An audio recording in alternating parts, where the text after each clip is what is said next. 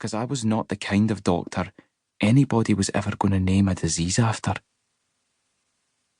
I'd barely scraped into medical school, and my sole distinction in the entire 5 years was to have equalled the university's record for the number of retaken exams. Still, I had graduated, and quickly found that I was better suited to life on the wards than in the university. As a medical student, the consultants expected you to be able to reel off a list of 17 causes of pancreatitis. That included organophosphate poisoning and being stung by a scorpion. As a junior doctor, they merely wanted you to do the weary needful. Give the patient oxygen, fluids, and analgesia, and call the intensive care unit if they began to look like they might not survive the night. Even at that, my medical career had taken an unfortunate turn midway through my 3rd year of practice. A dreary year of hearings and rehabilitation later, I'd finally been signed off to return to work with the caveat that I attend drug counselling once a week.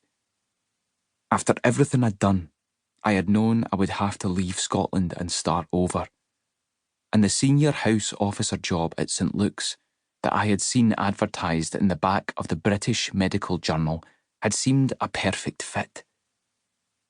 In some ways, that even turned out to be true. Not many other hospitals would have employed me, and not many other doctors would have willingly worked at St Luke's. My telephone interview gave a new meaning to the word cursory. There were no clinicians on the call, and the exhausted-sounding HR woman asked only 2 questions. Was I in the medical register, and when could I begin? I would later discover that St Luke's was simply in an even worse predicament than I was. 6 months previously, the medical department's approval to train junior doctors had been withdrawn by the Department of Health, leaving the hospital short of a dozen junior doctors. As the pool of candidates that might fill these roles comprised solely of doctors willing to work without prospect of meaningful career advancement, they had never managed to fill more than 8 of them. I confirmed I was on the medical register, albeit with conditions in my practice, and told the HR woman I could start just as soon as I found somewhere to live in London. She reassured me that St Luke's had an accommodation block on site that would be perfectly adequate until I got myself settled, and informed me I would start in 2 days' time. She hung up before I could ask any more questions, and I took the train south the next day. Chapter 2. I got into King's Cross in the evening. It was still summer then, and the day's heat radiated back off the Euston Road and mixed with the diesel fumes of the buses to make the air asphyxiatingly thick. I took a crowded underground train, then an empty overground one, and finally dragged my suitcase through an estate to St Luke's. It looked like an asylum that a distracted child had constructed from a half-dozen unmatched Lego sets. The accommodation block was a dingy row of condemned terrace houses that even the student nurses had long since abandoned.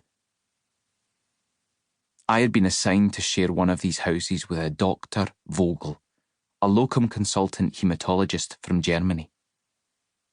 Nobody had warned Dr. Vogel he was to have a housemate, but he was sporting about it, offering me one of his wheat beers and apologetically informing me that there was no hot water because he had used it all in his bath that morning.